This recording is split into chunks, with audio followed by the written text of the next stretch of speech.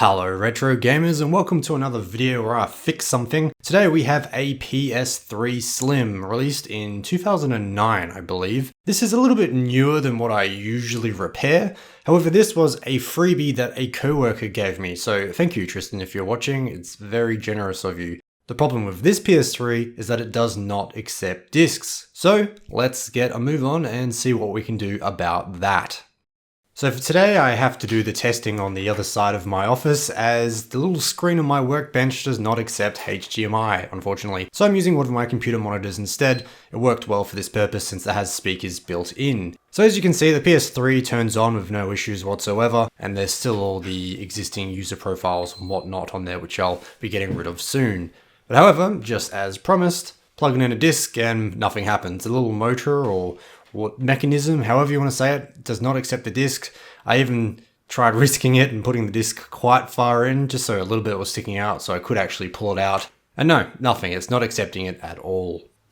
So with newer devices, although I don't know if I'd classify this as new since it is 10 years old, regardless, anything that's basically a computer, the first thing I do is a system restore, and I'm sure plenty of people watching this already know that, but it's just amazing the amount of things that I've gotten working again just by doing a system restore. So that's the first thing I felt was the best to do here, and it appears there's actually two different options. I don't think I've ever actually restored a PS3 before, but there's quick format and full format.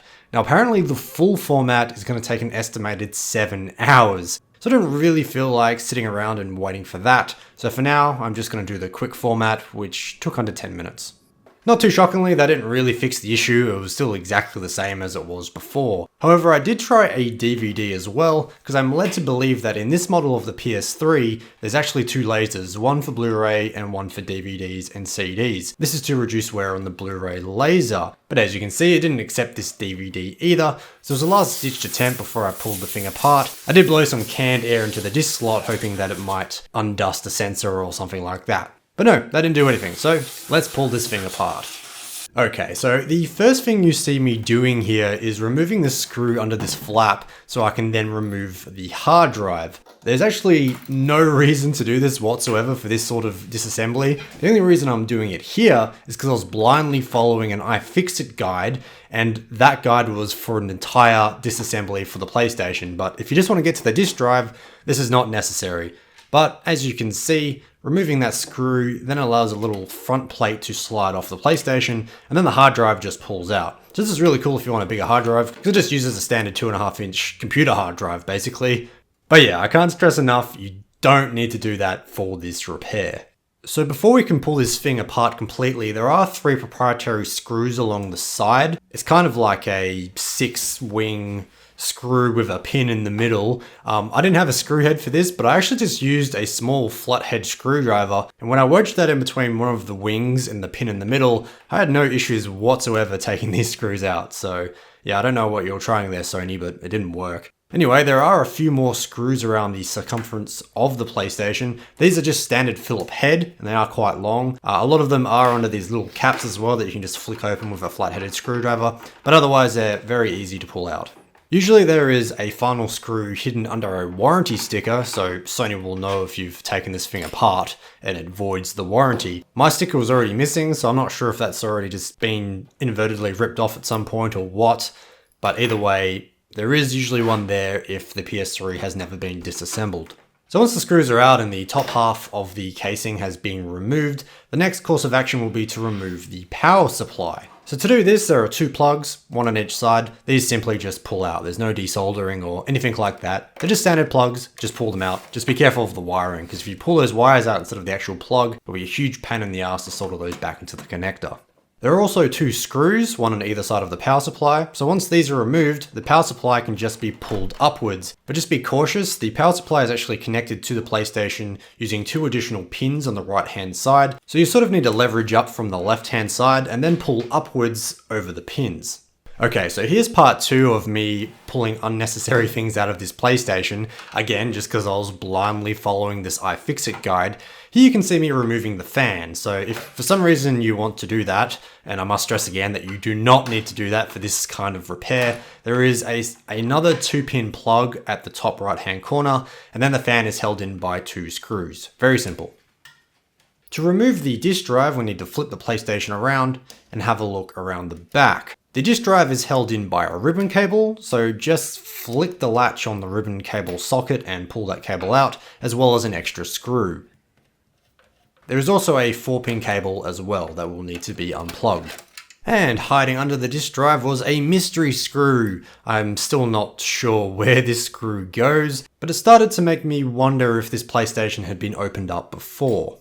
Further still, inspecting the disk drive when it is removed from the PlayStation, I noticed around the back that there is another ribbon cable that appeared to be unplugged. So I'm not sure if this accidentally came unplugged as I was removing the drive. I did have a look through the footage and it didn't seem like I pulled that out by accident. So yeah, very interesting. We'll see where that leads.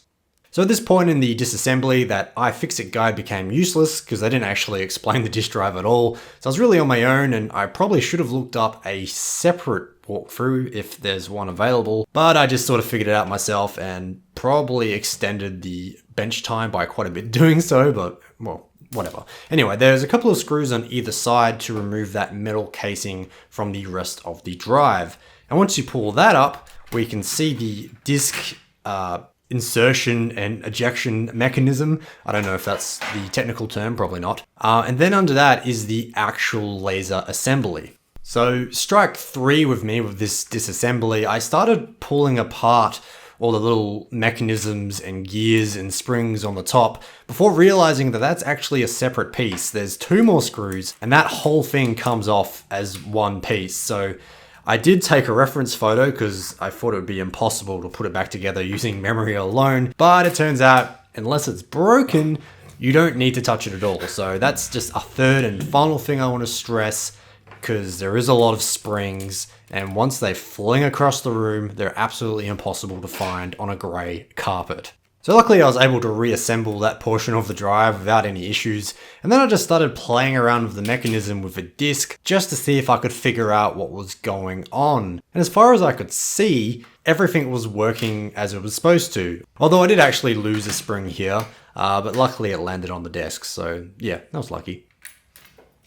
I also just had a bit of a play around with the actual laser drive assembly itself, and everything seemed greased up and it moved smoothly, so yeah, at this point I was at a bit of a loss. But since I had pulled everything apart and realized that ribbon cable was unplugged, I thought, what the hell, I'll put it all back together and see what happens.